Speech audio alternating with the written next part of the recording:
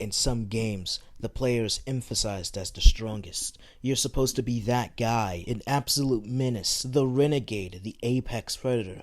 The games will give you different tools for different enemies, or maybe your tools do the same thing in a different way. Two birds, one stone? How about three nests, one chainsaw? Or maybe five rats, one knife, and a pair of pliers? Or whatever metaphorical phrase about committing excessive violence against more than two living organisms.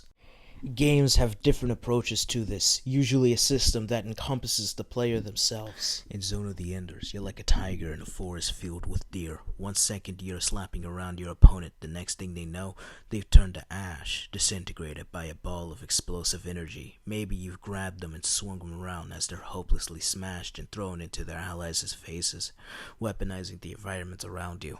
It's more than simply just destroying your enemies. You control them. You're a feral beast, gripping and swinging them around like a disposable chew toy.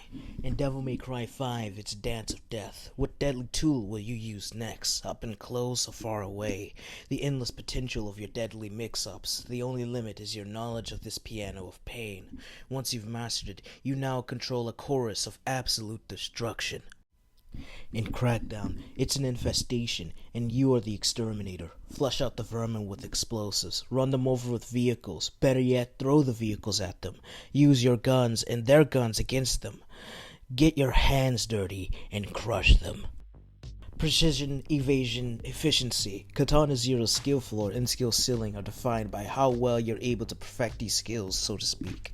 You leap to floors above and below, chucking things at enemies, dodging and deflecting bullets, throwing explosives into other explosives to cause a chain reaction of explosions.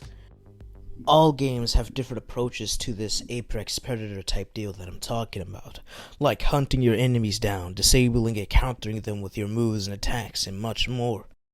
Use your arsenal of vast weapons and eldritch powers to bring brutal fatalities upon your foes